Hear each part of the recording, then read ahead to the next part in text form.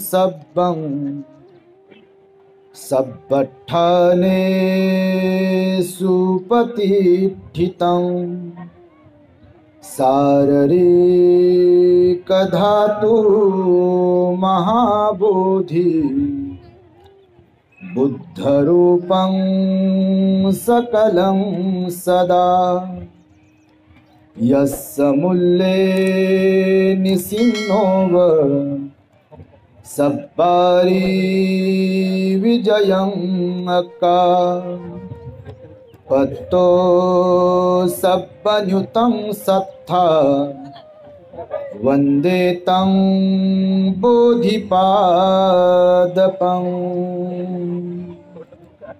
संपूर्ण जगाला ज्यांनी सुख शांती मानवता तथा दुःख मुक्तीचा आर्य संदेश दिला असे ते दुःख मुक्तीचे मार्गदाता दुःखमुक्त महामानव महान कारुणिक तथागत भगवान सम्यक संबुद्ध तथागतांनी आपल्या शुद्ध प्रज्ञेतून निर्मिलेला सद्धम्म आणि त्याच सद्धम्माचा गेली 2500 वर्षांपासून सातत्याने अहोरात्र प्रचार आणि प्रसार करणारा पूजनीय भिक्खू संघ ज्यांच्या महान आणि असीम त्याग प्रभावामुळे आपल्याला जो हा अनमोल असा बुद्ध धम्म लाभला आणि ज्यांच्यामुळे आपल्याला हे एवढे मोठे वैभव प्राप्त झाले असे महान युग प्रवर्तक भारतीय राज्यघटनेचे प्रमुख शिल्पकार परमपूज्य बोधिसत्व डॉक्टर बाबासाहेब आंबेडकर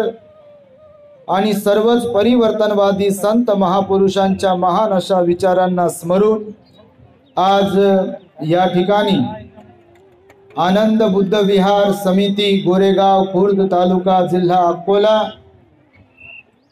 येथे बुद्ध मूर्ती स्थापना वर्धापन दिन व धम्म संस्कार शिबिराच्या निमित्ताने 10 दिवसीय धम्म संस्कार शिबिर या ठिकाणी संपन्न झाले आहे आणि आज पूजनीय भिक्खू अश्वजितजी थेरो यांच्या मार्गदर्शनाखाली पूजनीय भिक्खू संघाच्या धम्मदेसनेने या कार्यक्रमाची सांगता होत आहे।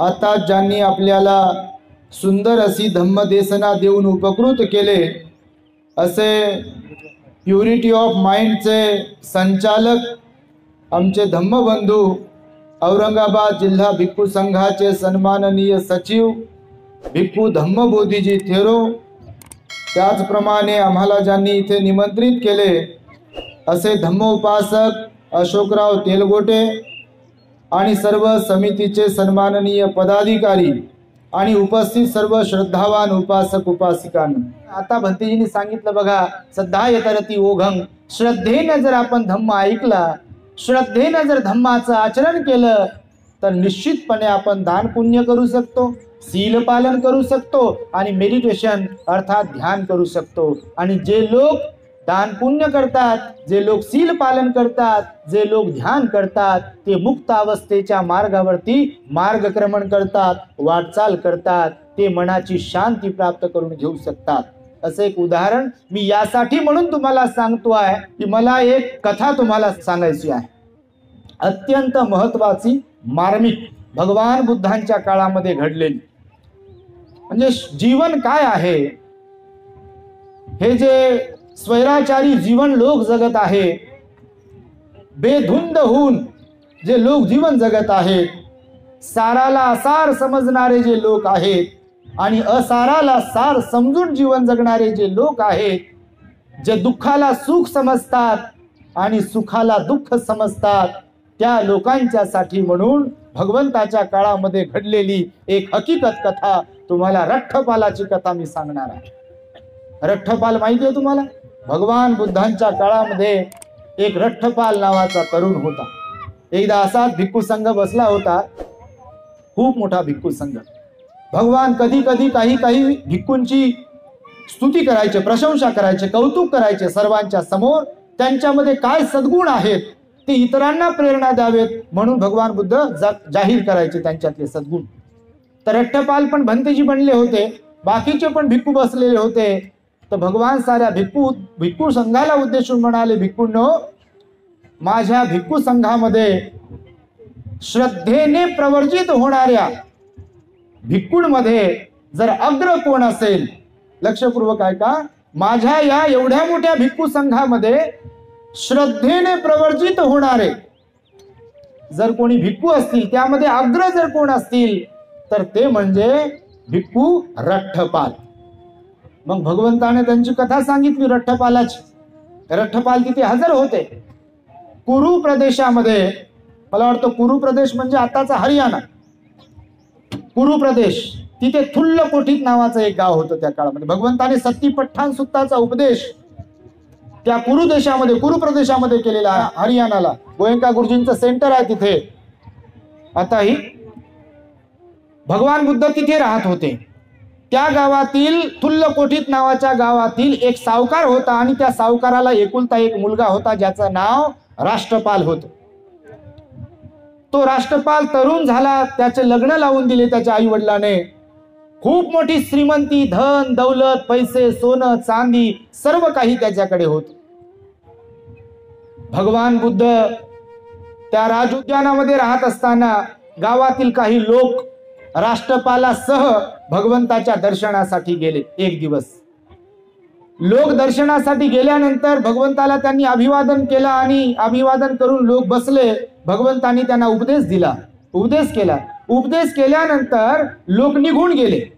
अर्ध्या रस्त्यापर्यंत लोक आल्यानंतर राष्ट्रपाल नावाचा जो तरुण होता त्याच्या मनामध्ये वैराग्याचा भाव उत्पन्न झाला भगवंताचा उपदेश ऐकल्यामुळे. आणि तो लोकांना म्हणाला की आता तुम्ही गावामध्ये जा, मला जरा महत्वाचं काम आहे भगवंताशी आणि मी भगवंताकडे पुन्हा चाललो आहे. आणि तो पुन्हा भगवंताकडे गेला विहारामध्ये. भगवंताला अभिवादन केलं. भगवंताने त्याला विचारलं, अरे आताच तर गेला होता, पुन्हा परत कशासाठी आला? तेव्हा त्याने सांगितलं, भगवान, गृहस्थी जीवनामध्ये राहून ब्रह्मचर्य वृत्त धारण करणे हे मोठं कठीण आहे.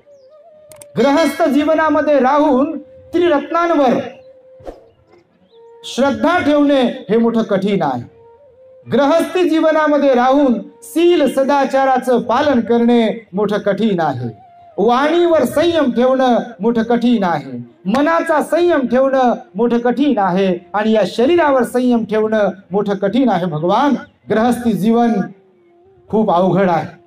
तेव्हा माझ्या मनामध्ये विचार आला आपला उपदेश ऐकून की मला आपण प्रवज्जा देऊन उपकृत करावे, मलाही भिक्खू बनवावं, माझी दाढी मूछ मुंडन करून मला सुद्धा भिक्खू जीवन जगण्याची संधी उपलब्ध करून द्यावी. त्यासाठी भगवान मला प्रवज्जा द्या.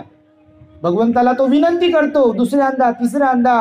आणि भगवान त्याला म्हणतात, राष्ट्रपाल, तुला नक्कीच मी प्रवज्जा देईल, परंतु आमच्या विनय पिटकानुसार, विनयानुसार तुला घरच्या लोकांची, आई वडील पत्नीची परवानगी आणणे अत्यंत आवश्यक आहे.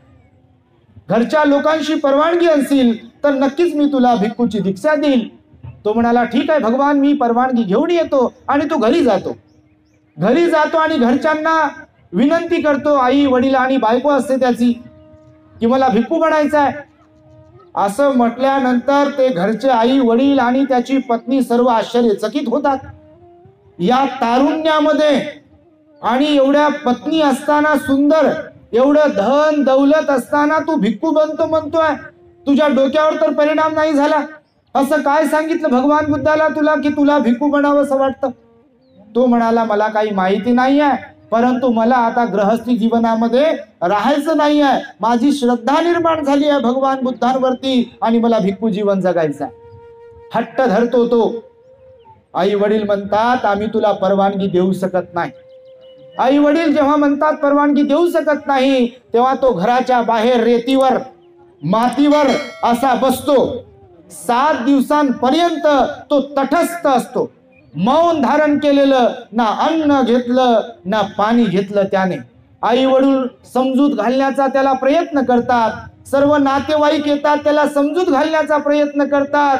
अख्खं गाव येतं त्याला समजूत घालण्यासाठी. तुला काय कमी आहे? तू एकुलता एक आहेस. श्रीमंती तुझ्या पायावरती लोळण घेत आहे. सुंदर अशा तरुण तुला पत्नी आहेत, आई वडील आहेत, मान सन्मान आहे तुझ्या वडिलांना, तुझे वडील सावकार आहेत. आणि हे वैराग्याचं जीवन जगण्याचा का म्हणून तुझ्या मनामध्ये भाव आला? या जीवनाचा येथेच उपभोग घे हे राष्ट्रपाला, हा नाद सोडून दे भिक्खू बनण्याचा, हे तुला शोभत नाही, असे सर्वजण त्याला विनवत होते, सांगत होते, समजवत होते. परंतु राष्ट्रपाल मात्र कुणाचंही ऐकायला तयार नव्हते.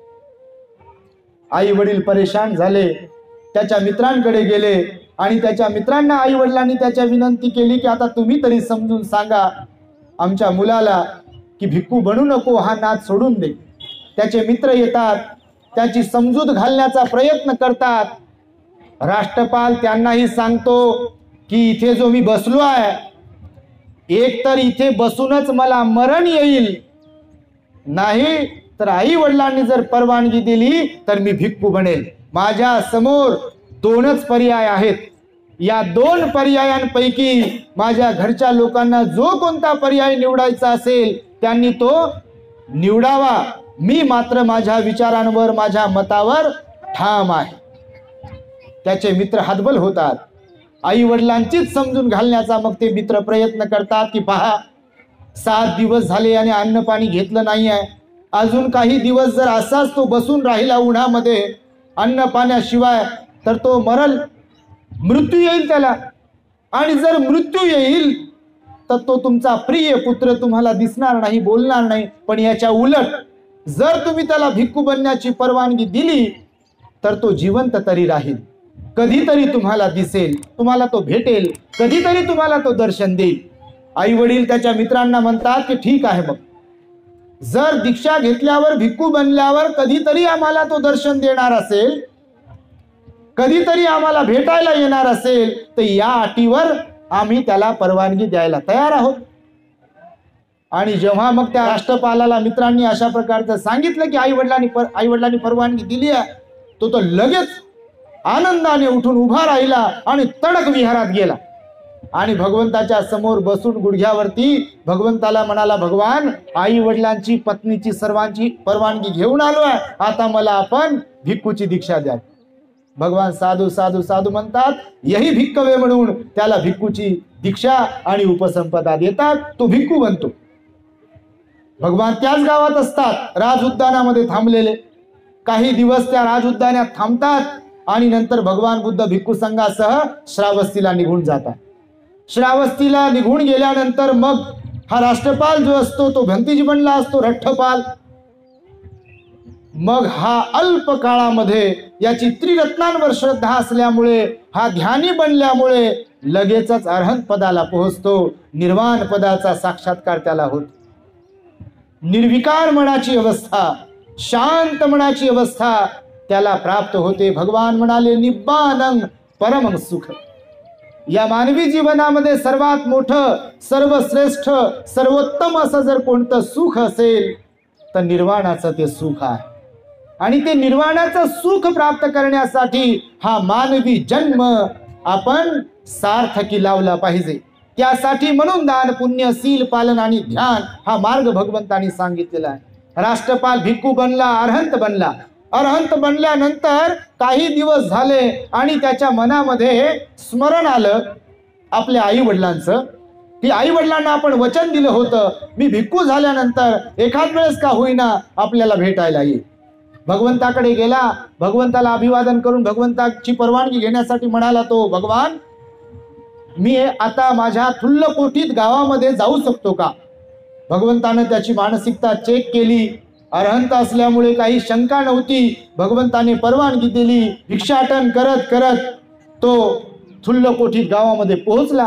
गावामध्ये पोहोचल्यानंतर राज उद्यानात गेला. कुरु राजाच्या त्या उद्यानामध्ये एका झाडाखाली तो थांबला आणि त्या झाडाखाली थांबल्यानंतर दुसऱ्या दिवशी सकाळी चिवर परिधान करून, परिमंडल करून, भिक्षापात्र हातात घेऊन गावामध्ये गेला भिक्षाटनासाठी. भिक्षाटनासाठी नेमका आपल्या पूर्वाश्रमीच्या दारावरती गेला. त्याचे वडील हॉलमध्ये केस विंचरत होते. खिडकीमधून त्याच्या वडिलांनी दुरूनच एक कोणीतरी भिक्खू चिवर परिधान करून, भिक्षापात्र हातात घेऊन रस्त्याने येत असताना त्याला दिसल्यानंतर वडिलांनी जोर जोरात शिव्या द्यायला प्रारंभ केला. या शिरमुंड्यांनी, या पित्तवस्त्रधारी लोकांनी माझा एकुलता एक पुत्र माझ्यापासून दूर केला, असं म्हणू म्हणू मोठमोठ्या आवाजामध्ये राष्ट्रपालाचे वडील शिव्या घालत होते. त्यांना माहिती नव्हतं की नेमका तो भिक्खू येणारा कोण आहे. कारण ग्रहस्थ जीवनातील हे दिसणं रूप वेगळं आहे आणि भिक्खू जीवनातील दिसणं हे रूप वेगळं असते. सहजच लक्षात येत नाही. आणि दुरून येताना पाहिलं होतं राष्ट्रपालाच्या वडिलांनी, म्हणून हे शिवीगाळ करत होते आणि म्हणाले की मी याच्या तोंडाकडेही पाहणार नाही. हा कोण भिक्खू आहे का भगवान बुद्ध कोण जो काही असेल पित्तवस्त्रधारी, कारण यांनी माझ्या मुलाला घेऊन गेले आहे. दरवाजा लावून घ्यायला सांगितलं. भिक्षाटन देण्याचा तर विषयच नव्हता. आणि मात्र एक घरातील दासी घरातलं शिळ अन्न बाहेर फेकून देण्यासाठी आली. राष्ट्रपालाने त्या दासीला पाहिलं, ती अन्न फेकून देण्याच्या बेतात होती. लगेचच राष्ट्रपाल म्हणाले तिला, भगिनी, हे अन्न रात्रीचं जर शिळ असेल किंवा जे काही तुझ्या हातामध्ये अन्न आहे ते जर तू फेकून देत असेल तर ते माझ्या भिक्षापात्रामध्ये वाढ. राष्ट्रपालाचा ते अन्न तर वाढलं त्या राष्ट्रपालाला दासीने, परंतु त्याचा आवाज आणि भिक्षा मागताना त्याच्या चेहऱ्याकडे पाहिल्यामुळं त्या दासीच्या लक्षात आलं की अरे हे तर आपले युवक आहेत, युवराज आहेत, हे राष्ट्रपाल आहेत. आणि तिने लगेचच हाक मारून राष्ट्रपालाच्या आईला सांगितलं की आपले राष्ट्रपाल आलेले आहेत. वडिलांना सांगितलं आपले राष्ट्रपाल आलेले आहेत. ते भाव विभोर झाले. आई वडील आनंद झाला त्यांना की आपला पुत्र परत आला आणि ते लगेच धावत त्याच्या मागे मागे गेले राज उद्यानामध्ये आणि राष्ट्रपालाला म्हणाले की पुत्रा, तुला हे शिळ अन्न खाणं शोभत नाही. रोज पंचपक्वानाचं अन्न खाणारा तू, सोन्याच्या पात्रामध्ये जेवण करणारा तू, काय या मातीच्या पात्रामध्ये काय हे शिळ अन्न खात आहेस? हे तुला शोभत नाही आहे. काय तू डोक्याचे केस काढून मुंडन केलाय? काय तू तुझ्या दाढी मिशा काढल्या आहेत? काय तू हे वस्त्र संन्यासाच्या अंगावरती घेतलाय? हे तुला शोभत नाही आहे. चल आपल्या घरी, पंचपक्वानाचा आस्वाद घे. तुझ्या पत्नी तुझी वाट पाहत आहे, तुझी आई तुझी वाट पाहत आहे, तुझं घर तुझी वाट पाहत आहे, तुझं धन तुझी वाट पाहत आहे, तुझे शृंगार दागिने तुझी वाट पाहत आहेत. चल तू हे संन्यासी जीवन सोडून दे. राष्ट्रपाल म्हणतात की आता आमचं घर जे तुम्ही म्हणत आहात की तुमचं ते राहिलेलं नाही आहे. विहार जंगल हे आता आमचं घर आहे. हे भिक्षा पात्र हेच आमचं आता पात्र आहे. हे चिवर वस्त्र हेच आमचं भरझरीचं आता वस्त्र आहे.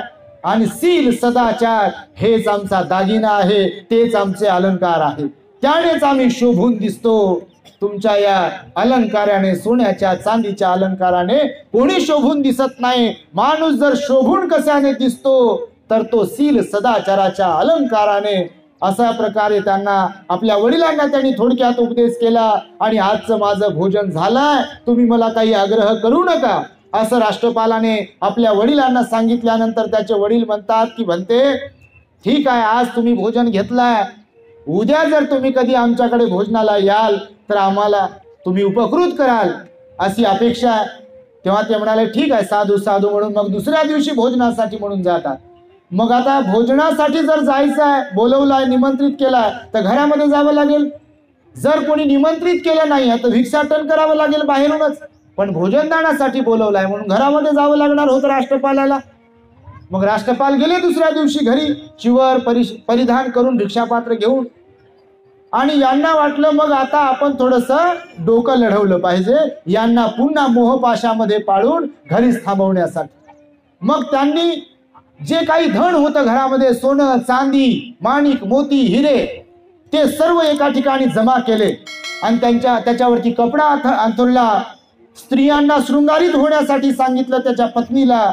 आणि राष्ट्रपाल जसेही आले तसे त्याचे वडील त्यांना म्हणत होते की राष्ट्रपाल, हे पहा तुमच्या आईचं हे धन आहे, हे तुमचं पितृक धन आहे, हे तुमचं मातृक धन आहे, हे तुमच्या स्त्रियांचं धन आहे आणि हे तुम्हाला वारसा हक्काने मिळणारं धन आहे. सोनं चांदी जे काही धन होतं याचा तुम्ही इथेच उपभोग घ्या, सोडून द्या हे सर्व काही भिक्खूपण. परंतु राष्ट्रपाल मात्र आपल्या निर्णयावर ठाम राहिले, ते भाळले नाही, मोहात पडले नाही. त्यांनी सांगितलं की हे गृहस्थ उपासक, भोजन द्यायचं असेल तर कृपया भोजन द्या, याच्या मला नादी लावण्याचा प्रयत्न करू नका. मी बुद्धाच्या नादी लागलेलो आहे. आता याच्यातला नाद माझा संपलेला आहे, याच्यात माझं मन रमणार नाही. आता तुम्ही मला भोजन द्याल तर ते फार उपकार होतील. आणि मग त्यांनी त्यांना बहकवणं सोडून दिलं आणि भोजन दिलं. भोजन उपरांत जो उपदेश केला रठ्ठपालाने आई वडील आणि आपल्या पत्नी आणि नातेवाईकांना, तो मात्र याचा गोषवार आहे. मी हे यासाठी म्हणून सांगितलं कथा की मग हा जो उपदेश आहे तो फार महत्वाचा आहे. भोजन केलं, उपदेश केला, जीवन हे क्षणभंगूर आहे, परिवर्तनशील आहे असं म्हणाले, आशीर्वाद दिला आणि बागेमध्ये निघून गेले राष्ट्रपाल. दुसऱ्या दिवशी प्रजेसह, याच्या आई वडिलांसह कुरु प्रदेशाचा राजा त्याच्या उद्यानामध्ये गेला जिथे राष्ट्रपाल थांबले होते. राष्ट्रपालाकडे जाऊन राजाने भिक्खू राष्ट्रपालाशी वार्तालाप केला. म्हणते, मी या प्रदेशाचा राजा आहे, आपण तरुण आहात, सावकाराचा मुलगा आहात, तंदुरुस्त आहात, सुदृढ आहात, गणगोत नातेवाईक प्रचंड प्रमाणात तुमच्या अवतीभोवती आहे. तुम्हाला आजारपण आलेलं नाही आहे, तुम्हाला माथारपण आलेलं नाही आहे, तुम्ही दारिद्र्यामध्ये पडलेलं नाही आहात, तुमचं कोणी नातेवाईक मेलेलं नाही आहे, घरचे लोक कोणी मेलेले नाही आहे. हे असं काहीच नसताना तुम्ही भिक्खू म्हणून, संन्यासी म्हणून का दीक्षा घेतली आहे, का परिव्रजा घेतलेली आहे? कारण मी पाहतोय जर कधी माथारपण आलं तर लोक माथारपण आलंय बा, आपलं कोणी घरी ऐकत नाही, आपल्याला घरी काही कोणी विचारत नाही, म्हणून चला आता संन्यासी बनू, असा विचार करणं म्हाताऱ्या लोकांचा साहजिक आहे. कोणाला जर आजारपण आलं आणि त्यांची परवड होत आहे, औषधोपचार होत नाही आहे, तर त्याला वैतागून जर कोणी संन्यासी बनत असेल तर ते साहजिक आहे. कोणी दारिद्र्यामुळे, गरिबीमुळे, कंगाल असल्यामुळे जर त्यांच्या मनामध्ये भाव उत्पन्न होत असेल की अरे आपण गरिबी आहोत, दरिद्री आहोत, चला संन्यासी बनू, भोजन वगैरे तर भेटेल, तर ते त्यांचं मत साहजिक आहे. कोणाच्या घरचे सर्व लोक मृत पावले आहे, नातेवाईक, आई वडील वगैरे सर्व, आणि त्यांच्या मनामध्ये जर संन्यासी बनण्याचा भाव आला तर तोही साहजिक आहे. पण या चारही गोष्टींपैकी कोणतीही गोष्ट म्हणते तुमच्या वाट्याला आलेली नाही आहे, मग आपण दीक्षित का झालात? तेव्हा रठ्ठपालाने त्या राजाला काय समजून सांगितलं असेल माहिती आहे तुम्हाला? राष्ट्रपाल त्या राजाला म्हणाले, महाराज, ना मी माथारा झालो आहे, ना मी आजारी आहे, ना मी गरीब आहे, ना माझ्या घरचे, ना माझ्या नात्यातले लोक मेले म्हणून मी भिक्खू झालोय, असं काही नाही आहे. तर का भिक्खू झालोय? मी एकदाच भगवान बुद्धांना भेटलो, भगवान बुद्धांकडून उपदेश ऐकला आणि उपदेश ऐकल्यानंतर तो उपदेश मी जाणला, समजून घेतला आणि ज्याने धम्माचं ज्ञान प्राप्त करून घेतलं तो उपदेश मी धम्माचा त्यांच्याकडून ऐकला, भगवंताचे सिद्धांत मी भगवान बुद्धांकडून ऐकले आणि त्यामुळे माझ्या मनामध्ये भिक्खू बनण्याचा भाव निर्माण झाला. का? भगवंतानं काय शिकवलं मला? भगवंतानं पहिली गोष्ट मला शिकवली की ज्यामुळे मला भिक्खू बनण्याचा भाव निर्माण झाला. भगवान मला म्हणाले की जग हे अनित्य आहे, हा संसार अनित्य आहे, जग हे परिवर्तनशील आहे, इथे नित्य, शाश्वत, ध्रुव काही एक नाही. आज घेतलेला नवीन कपडा काही दिवसानंतर जुना होतो. हे काळे केस जवानपणातले माथारपण आले की पांढरे होतात. ही त्वचा जवानपणात सुरकुत्या पडते या त्वचेवर. हे डोळे माथारपणामध्ये दृष्टी कमी होते, आपलेच दात पडतात. आपलीच कंबर वागते, आपले गुडघे दुखतात, शरीर आपलंच आहे, परंतु त्याला आपण आदेशित करू शकत नाही की मला ताप नाही आली पाहिजे. हे तापे तू माझ्याकडे येऊ नको, हे खोकला तू मला होऊ नको, माझ्याकडे येऊ नको, हे कॅन्सर तू माझ्या वाट्याला येऊ नको, हे दमा, हे अस्थमा तू माझ्या वाट्याला येऊ नको, हे कोरोना तू माझ्या वाट्याला येऊ नको, असं आपण म्हणू शकत नाही. कारण निसर्ग नियमानुसार भगवान म्हणाले जग हे परिवर्तनशील आहे. आता आपले जे विचार आहेत पुढच्या क्षणाला आपले विचार बदलू शकतात. आता आपण सुखी आहोत, पुढच्या क्षणाला दुःखी होऊ शकतो. आता आपण दुःखी आहोत, पुढच्या क्षणाला आपण सुखी होऊ शकतो. आता आपल्या वाट्याला यश आलाय, पुढच्या वाट्याला आपल्याला अपयश येऊ शकते. आता आपल्या वाट्याला अपयश आलाय, पुढच्या वाट्याला यश येऊ शकते. आता आपल्या वाट्याला लाभ आलाय, पुढच्या वाट्याला आपल्या वाट्याला अलाभ येऊ शकते, नुकसान होऊ शकते. आता आपल्या वाट्याला नुकसान आले, पुढच्या वाट्याला आपल्याला लाभ होऊ शकतो. आता कोणीतरी आपली प्रशंसा केली आहे, कौतुक केलंय, पुढच्या क्षणाला आपली कोणीतरी निंदा करू शकते. कारण जग हे परिवर्तनशील आहे. मुलगा झाला म्हणून मिठाई वाटली आहे, त्याच्या वजनाच्या भारोभार वाटल्या जाते सगळीकडे. मुलगा झालाय म्हणून त्याच्या वजनाच्या भारोभार लोक मिठाई वाटप करतात. तोच मुलगा मोठा झाला, त्याचं लग्न थाटा माठात लॉन वरती लावून दिलंय, 4-5 हजार लोकांना जेवू घातलाय, सोनं चांदी, टीव्ही, LED, LCD काय काय दिलंय त्याला भेटी. 5-6 महिने झाले, बायको आपणच त्याला करून दिली आपल्याच मताची. 6 महिने वर्षभर झालं की जो मुलगा आपलाच आहे तो झाला म्हणून आपल्या पोटी जन्माला आला म्हणून त्याच्यासाठी म्हणून मिठाई वाटप केली होती, तोच मुलगा आपल्या डोळ्यामध्ये अश्रू आणतो. कारण जग हे परिवर्तनशील आहे. मड्यावर रडणारे माणसं 7-8 दिवस 15 दिवस झाले की गदागदा हसतात. जग हे परिवर्तनशील आहे, जग हे अनित्य आहे. फार जवळचं कोणीतरी गेलं म्हणून लोक धाय मोकलून रडतात, टाहो फोडून रडतात, क्रंदन करतात. परंतु याचा अर्थ असा नाहीये की जवळ सरण जळत आहे तर बस आता माझी फार प्रिय व्यक्ती गेली आणि मला उडी घेऊन दे त्याच्यावरती, असं मात्र कोणी म्हणत नाही. कारण जग हे परिवर्तनशील आहे, जग हे अनित्य आहे असं भगवंताने सांगितलेलं आहे. हा पहिला सिद्धांत आहे भगवंताचा की जग हे अनित्य आहे. ना सुख कायम टिकणार आहे, ना दुःख कायम टिकणार आहे. भगवान म्हणाले म्हणून सुख आलं म्हणून नाचू नका आणि दुःख आलं म्हणून रडत बसू नका.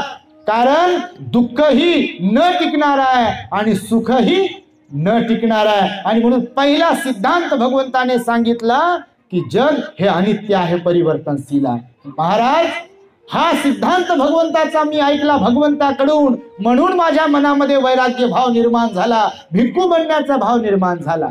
दुसरा सिद्धांत भगवंताकडून मी ऐकला, भगवान म्हणाले या जगामध्ये जे जे काही म्हणून आपल्याला दिसते, ज्याच्यावर आपला मालकी हक्क गाजवण्याचा आपण प्रयत्न करतो, घर माझं, मुलगा माझा, पत्नी माझी, पती माझे, शेत माझं, कपडे माझे, बोटातली अंगठी माझी, गळ्यातली चैन माझी, कानातले, नाकातले, हातातले, पायातले जे जे म्हणून काही आहे ते माझं आहे आणि माझंच आहे.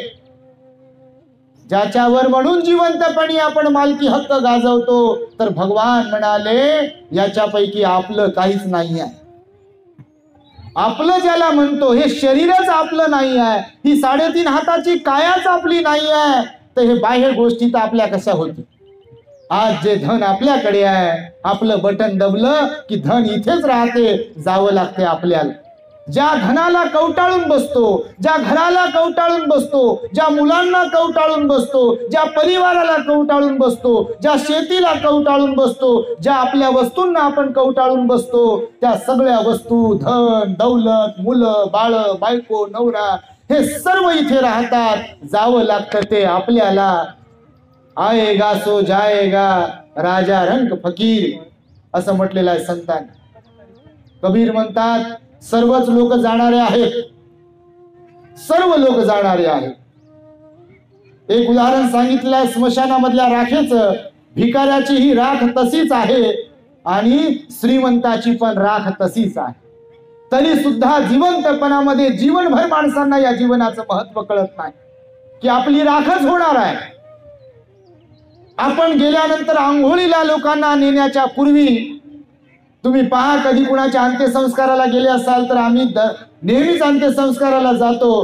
रडायला तर रडतात लोक खूप, पण जेव्हा आंघोळीसाठी काढायचं असते, जेव्हा याच्यावर टाकायचं असते, काय म्हणतात त्याला, तिरडीवर टाकायचं असते, तेव्हा लोक, कोणीतरी म्हातारा येते बाबा मेलेल्या माणसाजवळ, स्त्री असेल तर एखादी म्हातारी आई येते त्या प्रेताजवळ आणि बोट चाफलत्यास, गळा चाफलत्यास, कान चाफलते, कंबर चाफलते, खिसा चाफलते, पायाला चाफलते. का? पैसे तर चालले नाही पॉकेटात, गळ्यातली पोत तर नाही चालली सोबत, कानातलं सोनं तर नाही चाललं सोबत, चैन तर नाही चालली सोबत. सर्व काही काढून घेतल्या जाते, कारण ते मड असते. जिवंतपणे थोडी आपण मड असतो. आपला श्वास थांबला की आपण मड बनतो. उचला म्हणतात मड्याला, ते कितीही प्रिय असो. काल ती एक गायिका कोणीतरी मरण पावली, फार श्रीमंत, सुप्रसिद्ध. आता कोणी सुप्रसिद्ध आहे म्हणून, कोणी फार श्रीमंत आहे म्हणून आतापर्यंत कधी पाहिलं का तुम्ही? नाही हो, फार श्रीमंत आहेत, फार सुप्रसिद्ध आहेत, जरा 4-8 दिवस, महिनाभर ठेवा बरं यांच्या बॉडीला, असं म्हणते का कोणी? कोणी म्हणू शकत नाही. कारण हे घाण बनते. 24 तासानंतर वास सुरू होते. कुणाचा 12 तासानंतरच वास सुरू होते, माहिती तुम्हाला? 12 तासानंतर या बॉडीचा वास सुरू होते. मागे बघा, एक महिना झाला असेल, औरंगाबादला आमचे एक भंतीजी ट्रेन मधून पडून मरण पावले आता. मग त्यांचं ते पोस्टमार्टम करायचं होतं भंतीजी, तर घाटीमध्ये ती बॉडी घेऊन जातात दवाखान्यामध्ये. मग त्याच्यामध्ये स्टोरेज मध्ये ठेवतात, ते प्रिझर्व करून ठेवतात बॉडीला, जर कोणी लवकर आलं नाही तर, किंवा पोस्टमार्टम करायचं म्हणून. तर मग आम्ही गेलो 2-4 भंतेजी तिथे. मग गेल्यानंतर ती बॉडी भंतेजींची त्या बंद रूम मध्ये ठेवली होती. ते फ्रीज वगैरे लावली होती, त्यांनी बर्फ वगैरे ठेवला असेल काहीतरी. मग मी भंतेजींना म्हणालो, सोबतच्या भंतेजी, आपण भंतेजी आहोत, भगवंतानं अनित्य भाव आपल्याला करायला सांगितलं. लोक जरी नाकाला रुमाल लावत असतील, एवढा दुर्गंधी येते त्या हॉलमध्ये. पोस्टमार्टम साठी जिथे बॉड्या ठेवतात, खूप घाण वास येतो तिथे. बॉडीला एखाद्या प्रेताला बघा तुम्ही 10-12 घंटे झाले की वास सुटतो की नाही? तर तिथे ज्या बॉड्या पडलेल्या होत्या, कोणाचा हात कटलेला होता, कुणाच्या डोक्यावरून रेल्वेचं चाक गेलं होतं, कुणाच्या छातीवरून रेल्वेचं चाक गेलं होतं, कुणाचे डोळे असे फाटल्या गेले होते, वेग विचित्र मुर्दे त्या हॉलमध्ये ठेवले होते. भंतीजीला म्हटलं, बा पाहू आपण, चला. वास येते तर या, वास येते, काय फरक पडते? वास येते, वास तर घाणीचा पण येते एखाद्या गावात जातात. आणि वास येणं म्हणजे काय, परमनंट वास येते, थोड्या वेळासाठी वास येते. आम्ही गेलो आणि पाहिलं बघा, ते एवढं भयंकर होतं ते प्रेत पडलेले की ते कोणी पाहू शकणार नाही, कोणी थांबू शकणार नाही तिथे. तिथचे लोक मला वाटतं ते दारू वगैरे पिऊन काम करतात की काय, प्रचंड दुर्गंधी. तर भगवान म्हणाले, हे शरीर असं आहे, हे शरीर आपल्याकडे आहे, श्वासामध्ये श्वास जोपर्यंत आहे तोपर्यंतच प्रिय वाटते. इथं जर कोणी काटलं आणि रक्त निघलं तर ते रक्त आपल्याला चांगलं वाटत नाही. आपलंच शरीर आहे. आणि म्हणून भगवंत म्हणाले की मी आणि माझं म्हणण्यासारखं इथे काही नाही. ना केसावर अधिकार गाजवू शकतो, ना दातावर अधिकार गाजवू शकतो, ना ओठावर अधिकार गाजवू शकतो, ना या वाणीवर अधिकार गाजवू शकतो, ना या कानावर अधिकार गाजवू शकतो, ना या डोळ्यांवर अधिकार गाजवू शकतो, ना कमरेतून वाकण्यावर अधिकार गाजवू शकतो. शरीर जरी म्हणण्यासाठी आपले असले तरी याच्यावर आपण अधिकार गाजवू शकत नाही, कारण हे सदा सर्व काळ एकाच अवस्थेत राहत नाही. जरी आपलं शरीर आहे, बाळ बाळ असेल तेव्हाच बाळ आहे, तरुण तरुणपणातच तरुण आहे, मध्यवयीन मध्यवयीन वयातच मध्यवयीन आहेत, आणि म्हातारे म्हातारपणातच म्हातारे आहेत. म्हातारपणाचा आणि बालपणाचा संबंध नाही, बालपणाचा आणि तारुण्याचा संबंध नाही, तारुण्याचा आणि बालपणाचा संबंध नाही, कारण हे शरीर परिवर्तित होत राहते. आणि म्हणून भगवंतांनी सांगितलेलं आहे की इथे मी आणि माझं म्हणण्यासारखं काही नाही आहे. कोणत्याही शरीरावर, कोणत्याही धनावर आपण मालकी हक्क गाजवू शकत नाही. हा दुसरा सिद्धांत महाराज भगवंताकडून मी ऐकला आणि म्हणून मी परिज्ञा घेतली आहे.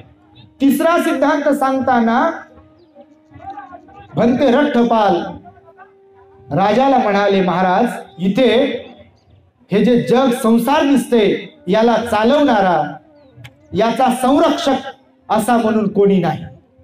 या जगाचा कोणी मालक नाही, करता करविता इथे कोणी नाही. या जगाचा कोणी मालक नाही आहे. आपल्याला कोणीतरी जिवंत ठेवते ना आपल्याला कोणीतरी मारते असा काही विषय नाही आहे.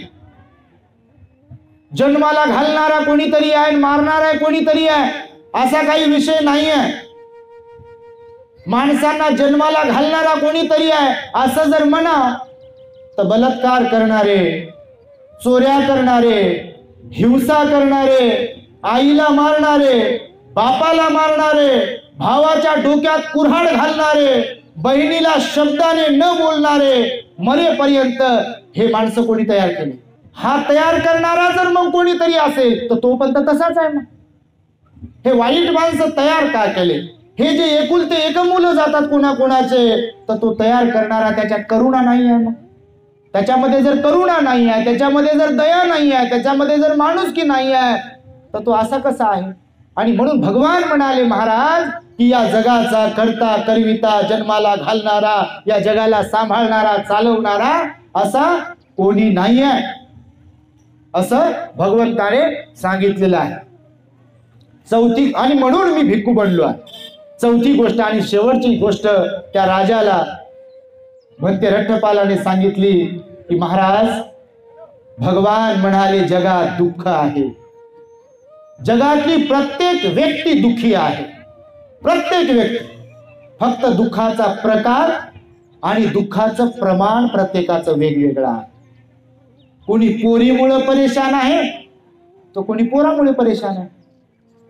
कोणी बायकोमुळे परेशान आहे तर कोणी नवऱ्यामुळे परेशान आहे. कोणी सासूमुळे परेशान आहे, कोणी सासऱ्यामुळे परेशान आहे. कोणी सुनेमुळे परेशान आहे, कोणी ननंदमुळे परेशान आहे. कोणी जावेमुळे परेशान, कोणी भायामुळे परेशान, कोणी नातेवाईकांमुळे परेशान, कोणी मावशीमुळे, कोणी काकामुळे, कोणी राजामुळे परेशान आहे. वर्तमानातला राजा, वर्तमानातल्या राजामुळे कोणी परेशान आहे. वर्तमानातल्या मंत्र्यामुळे कोणीतरी परेशान आहे. वर्तमानातल्या सावकारामुळे कोणीतरी परेशान आहे. वर्तमानातल्या संरक्षण करणाऱ्या व्यक्तीमुळे कोणीतरी परेशान आहे. भगवान म्हणाले दुःख प्रत्येकाकडे आहे, फक्त दुःखाचा प्रकार आणि प्रमाण कमी जास्त आहे. आज आपल्या वाट्याला आलाय दुःख, उद्या दुसऱ्याच्या वाट्याला येईल. बघा तुम्ही, आज काही लोक नाराज असतात, परेशान असतात, आणि दुसरे लोक आनंदी असतात, हसतात. मग हे दुःखी असलेले उद्या सुखी होतात, हसतात, आणि ते हसणारे ते दुःखी होतात. बघा तुम्ही, आपण कोणावर तरी हसतो आणि एक वेळ येते आपल्यावर लोक हसतात. खरं आहे की खोटं आहे? बघा तुम्ही, जिंदगी चालली आपली, याच्यावर हसायचंय, त्याच्यावर हसायचंय, या बाईवर हसायचंय, त्या पोरीवर हसायचंय, कोण्या माणसावर हसायचंय, दुसऱ्याच्या मुलावर हसायचंय, दुसऱ्याच्या सुनावर हसायचंय. आणि कधी कधी प्रसंग असा येते आपल्यावर लोक हसतात. हसतात का नाही? आपण लोकांची खिल्ली उडवतो कधीतरी, आणि एखादी वेळ येते लोक आपली खिल्ली उडवतात. कधी कधी आपण दुसऱ्यांना हिणवतो आणि एखादी वेळ येते आपल्याला लोक हिणवतात. कधी आपण कोणाला तरी मारतो आणि कधी वेळ येते आपल्याला कोणीतरी मारतो. कधी कधी आपण कोणाला तरी शिवीगाळ करतो आणि कधी कधी वेळ येते आपल्याला लोक शिवीगाळ करतात. कधी कधी आपण दुसऱ्याला दमदाटी करतो आणि नंतर कधीतरी वेळ येते लोक आपल्याला दमदाटी करतात. हे जीवन आहे, हे दुःख आहे. भगवान म्हणाले जीवनामध्ये दुःखच दुःख आहे. प्रत्येकाच्या दुःखाचा प्रकार आणि प्रमाण वेगळा आहे, आणि त्या दुःखाचं कारण आहे हे सुद्धा महाराज भगवंतानं सांगितलंय. फक्त दुःख आहे एवढंच भगवंतानं नाही सांगितलं, तर त्या दुःखाचं कारणही सांगितलं आणि त्या दुःखमुक्तीचा उपाय मार्गही सांगितला भगवंतानं. कारण सांगताना भगवान म्हणाले तृष्णा हे दुःखाचं कारण आहे. तृष्णा म्हणजे तहान, अपेक्षा. अपेक्षा भंग झाला की दुःख आहे. 3 प्रकारची तृष्णा भगवंतानं सांगितली. काम तृष्णा, भव तृष्णा, विभव तृष्णा. तो विषय मोठा आहे, परंतु आपला विषय जो आहे रठ्ठपालाचा, रठ्ठपाल म्हणतात महाराज भगवंताचे हे 4 सिद्धांत मी ऐकले, जाणले, समजून घेतले आणि त्यामुळे मी भिक्खू झालो आहे. या कथेतून मला तुम्हाला हे सांगायचं आहे की रोज आपण उपदेश ऐकतो, ग्रंथ वाचतो नाही का, बुद्धाची वाणी ऐकतो, प्रवचनाच्या युट्यूबच्या माध्यमातून ऐकतो, प्रत्यक्ष प्रवचन ऐकतो, ध्यान करतो, सील पालन करतो, दान करतो. पण भगवान म्हणाले जोपर्यंत श्रद्धापूर्वक धम्मज्ञानाला, धम्मदानाला आपण श्रवण करणार नाही, जोपर्यंत श्रद्धापूर्वक धम्माचं आचरण करणार नाही, तोपर्यंत आपल्याला प्रज्ञेची प्राप्ती होणार नाही, तोपर्यंत निर्वाण आपल्याला प्राप्त होणार नाही. आणि म्हणून या रठ्ठपालाच्या कथेतून आपण श्रद्धा काय असते, एकाग्रता काय असते, सील काय असते, ध्यान काय असते, धम्माचं प्रत्यक्ष आचरण काय असते, ह्या सगळ्या गोष्टी शिकाल अशी अपेक्षा व्यक्त करतो. आणि मला संयोजकाने पूजनीय धम्मबोधी भंतेजींच्या माध्यमातून खरं तर मला निमंत्रित केलाय, आमच्या तेलगोटे साहेबांनी निमंत्रित केलाय. मी तसा शेगावकर साहेब म्हणजे त्याला काय म्हणतो की पत्रकानुसार निमंत्रित भिक्खू नाही आहे, परंतु भगवान म्हणाले चरत भिक्खवे चारिकम बहुजन हिताय बहुजन सुखाय. जिथे एक जरी व्यक्ती तुम्हाला याचना करत असेल, विनंती करत असेल, नावागावाचा काही संबंध नाही आहे, तिथे तुम्ही पोहोचा. आम्ही भंतेजी आम्ही सारखा दौऱ्यावरती असतो बघ. खरं तर इकडे आमचे शेगावकर सर राहतात, फेसबुकच्या माध्यमातून त्यांची आमची ओळख आहे. भरतपूरला आम्ही 1-2 वेळा आलो होतो. मला वाटतं कोणतं दुसरं गाव म्हणाले तुम्ही इथे जाताना लागते ते, हा वाडेगाव. वाडेगावला एकदा परिषद झाली होती, मला वाटतं बाळापूर काय वाडेगावला, फार वर्षांपूर्वी. तेव्हाही आम्ही आलो होतो, पण या गावाला गोरेगावाला आम्ही आलो नाही. पण ते अस्वजित आमचे आता सध्या इथे राहत होते. त्यांची खासियत आहे लहान मुलांना ते विहारामध्ये बोलावून त्यांना धम्म संस्कार देतात. आता आमच्या भंतेजींनी पण सांगितलं, आम्ही नेहमी सांगतो खूप मोठी संपत्ती कमविण्यापेक्षा योग्य उत्तम संतती निर्माण करा. सध्याचं वातावरण एवढं बेकार आहे, तुम्ही पण पाहत आहात, अनुभव आहात. मी लहान होतो गावाकडे 4वी-5वीला, मला आठवतं गावामध्ये जो एखादा ज्येष्ठ माणूस असेल, एखादी महिला असेल, ती कुणाची आजी असेल, कुणाची आई असेल, कुणाचे वडील असतील, त्याला गावातल्या बाया, पोरं, पोरी सर्व घाबरायचे. आणि आता वेळ आली आहे पहा, सख्या बापाला आणि सख्या मायला त्यांची औलाद घाबरत नाही. घाबरते का? याला संस्कार कारणीभूत आहे. मायबाप ध्यानावर असले पाहिजे बघा, तुम्हाला सांगतोय. म्हणून हा जो उपक्रम आहे भंतेजींचा आमच्या लहान लेकरांना घडवण्याचा, तुम्ही सुद्धा पैशाच्या धनाच्या मागे जास्त धावू नका. लेकरं जर घडवले, लेकरं जर संस्कारित केले तर ते माडीवर माडी बांधू शकतात, गाड्या घेऊ शकतात.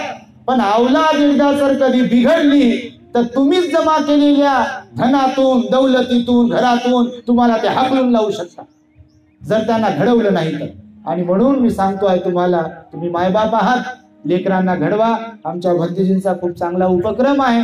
ते सर्वत्र फिरत राहतात, पुण्यालाही राहिले, धम्मबोधी भंतेजींच्या माध्यमातून जळगावला पण राहिले, इथे पण राहिले. ते तेव्हा अकोल्याला आम्ही आलो, आम्हाला आनंद झाला आणि बोलण्याची आम्हाला संयोजकांनी संधी दिली. आपण आमचं धम्मदान स्वीकारलं, त्याबद्दल तुम्हा सर्वांचं मी तुमच्या सर्वांच्या प्रति मंगलमैत्री व्यक्त करतो. तुमच्या सर्वांच्या सुख शांतीची मंगलमैत्री व्यक्त करतो आणि माझ्या शब्दांना पूर्ण विराम देतो. भवतु सब्ब मंगलम, भवतु सब्ब मंगलम, भवतु सब्ब मंगलम.